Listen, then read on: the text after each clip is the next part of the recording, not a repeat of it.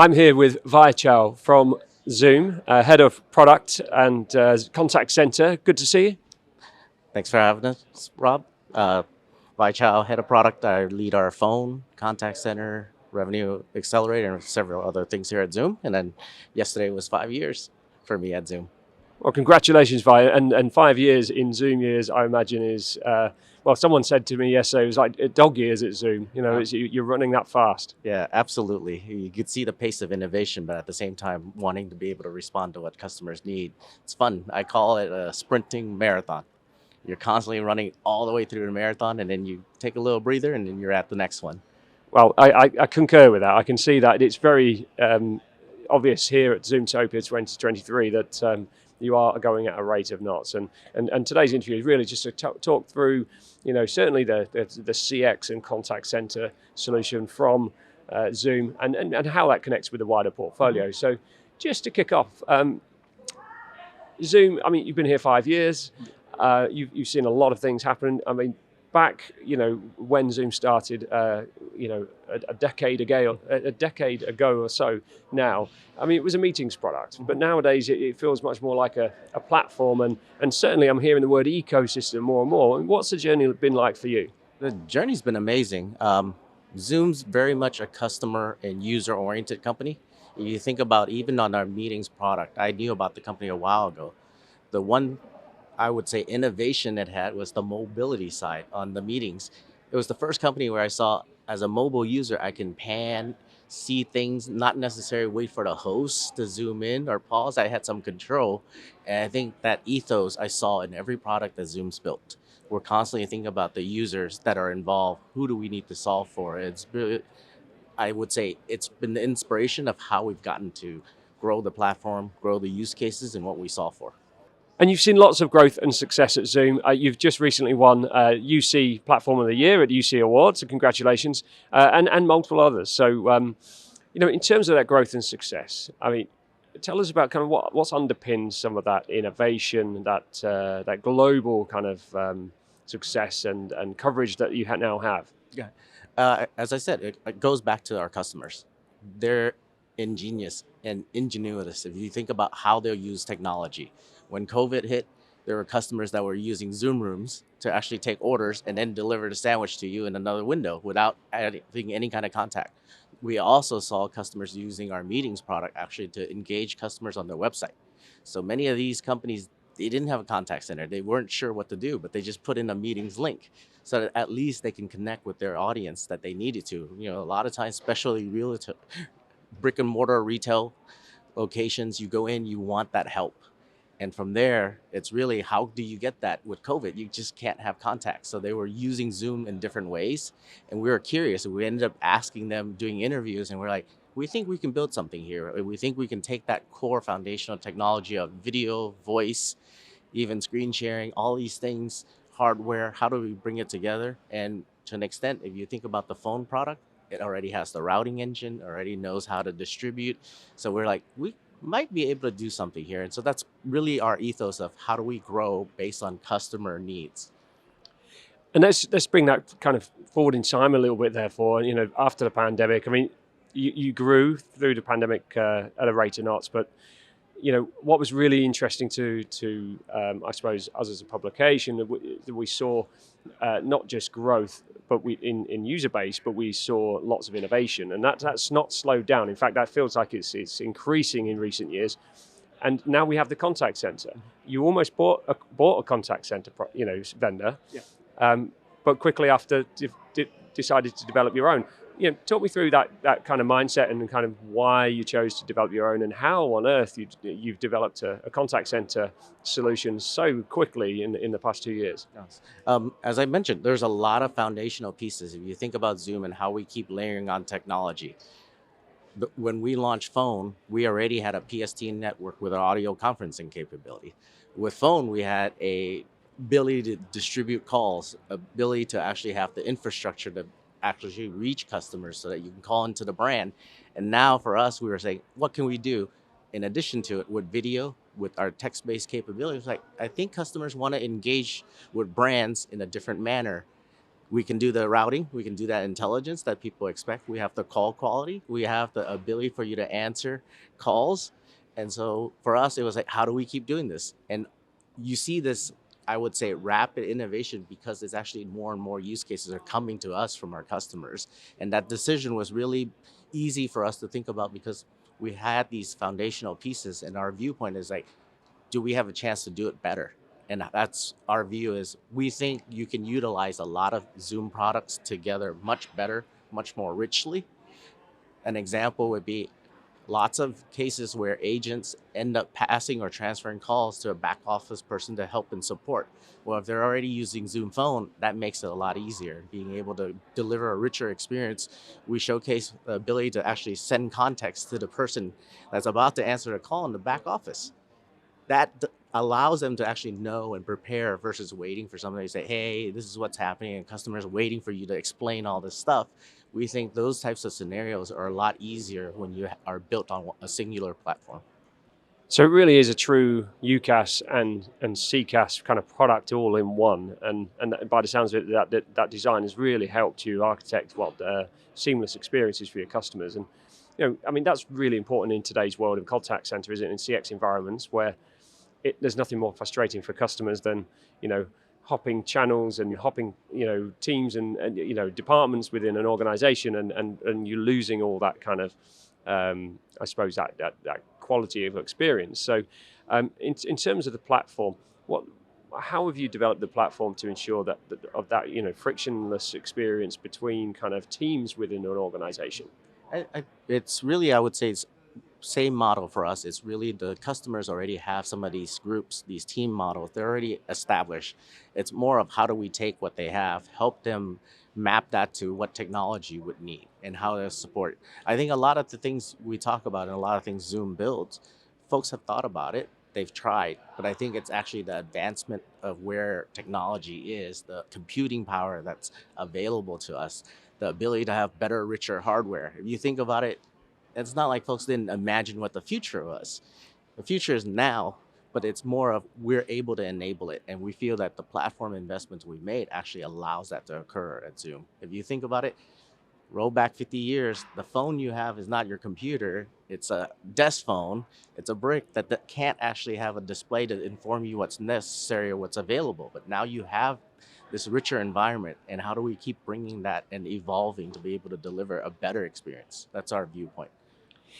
And is your view to rethink or to certainly encourage CX leaders to rethink the contact center process? Because it feels like we've got a lot more channels involved now.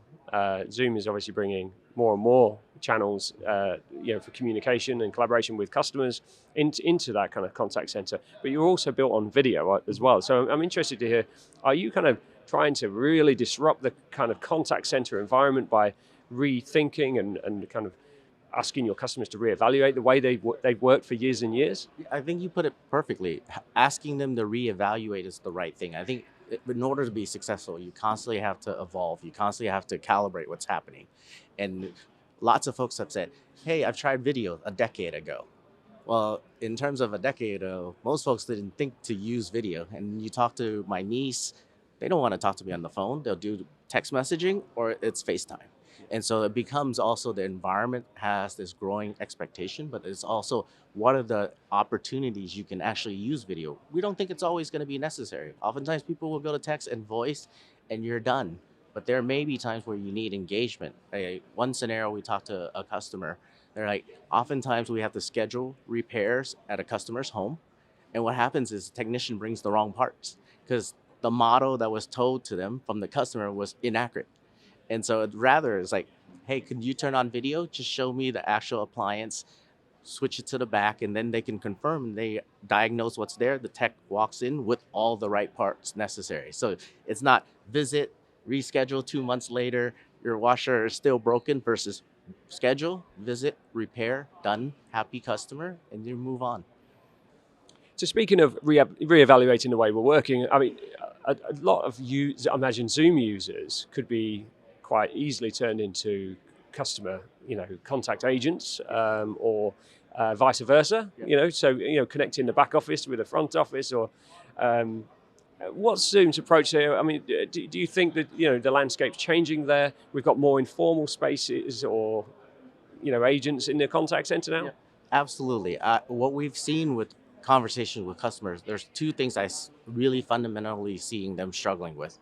It's staffing appropriately and then training folks appropriately fast enough. And oftentimes that's where traditionally, like, hey, I have a back office person, whoever built this thing, they'll create documentation and they sequence the training.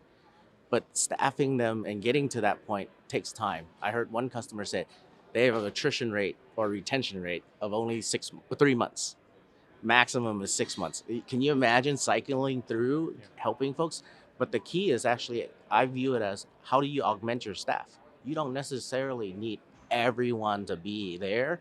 You have the ability to do distributed networks, people working from home, but it's also the ability to say, Joe in engineering, can they help? They'll actually be closer to the customer if they take an hour shift every once in a while. And how do you make it so flexible that they don't have to be in a physical bank sitting there, rows of phones? It's actually in their workstation at work. Couple hours they can augment and help.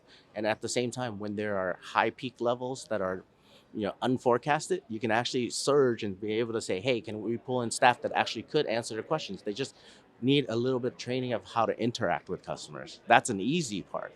But the actual subject matter skills you can augment with your other staffing. So I think the flexibility is going to be key to help folks. Let's talk about AI then.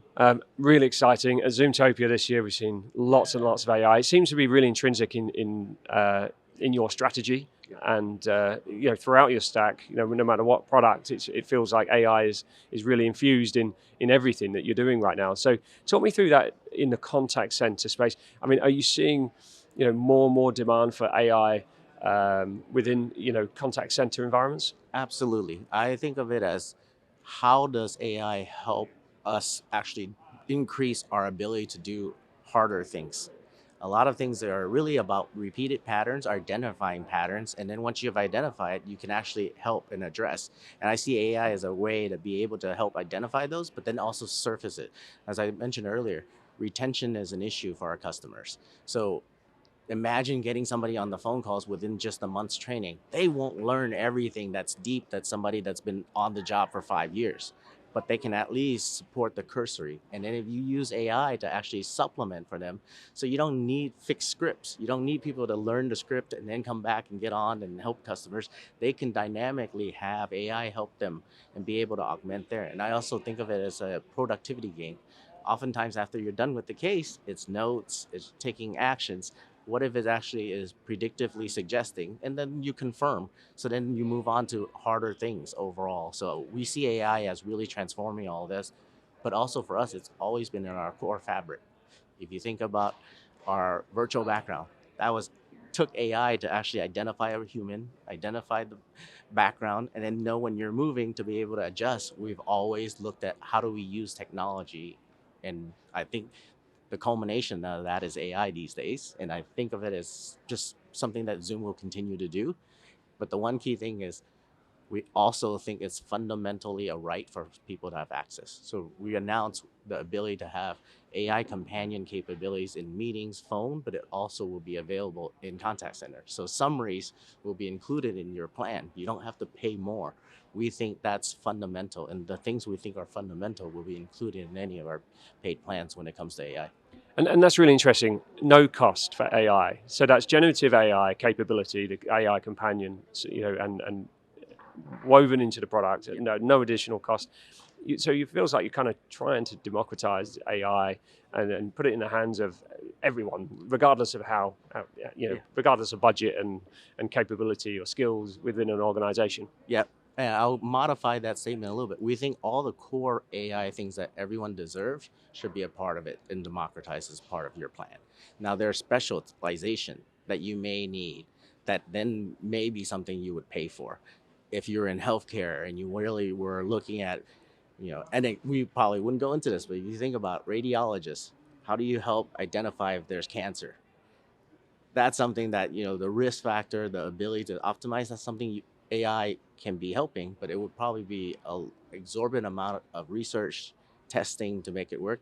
There's got to be a charge. But things more fundamental, summarizing our conversation, you and I translating in different languages so that we can communicate more broadly. We think those are the things that should be offered to everyone.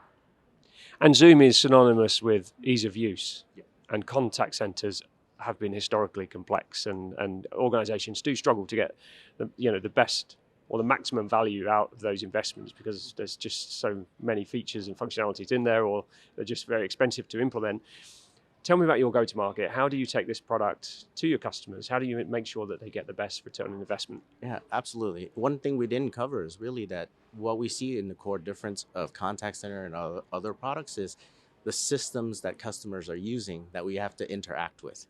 Your systems of record, like your CRM, your ticketing system, your billing systems, all these things, it has data as access flow, but how do we make it so that it gets integrated? And sometimes those are homegrown systems.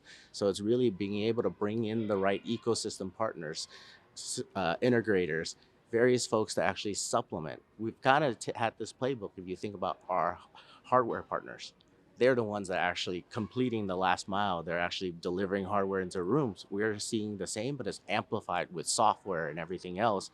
And we feel that's the ethos of us creating the frame. Now, the other thing we want to be able to think about is the user experience. It's really just going back to what do the users need, what are the commonalities, and then how do we make sure that it's something that's intuitive in terms of use. Yeah, it is absolutely critical. Thank you so much. I mean, I'm going to ask you one final question. It's crystal ball moment, but I'm sure you've got a good idea of what's coming down the line. But what can we expect to see from Zoom in the next 12 months? I think you're going to see us further advance in AI with voice type technology. You'll also see us look at how do we help our customers bring in their information, their data, but it's not necessarily we need a copy. It's more how do we help them utilize it and actually be able to increase productivity. I think the change will fundamentally, everybody's skill set of jobs will move one orbit up, and you're going to work on the harder problems. Things that were more repeated, those patterns will be automated. Vi, it's been really good speaking to you today. Thank you so much for taking time out. Thank you, Rob. Thanks for having me. Hope you're enjoying Zoomtopia. Yeah. I'm Rob Scott from CX Today. Thanks for watching.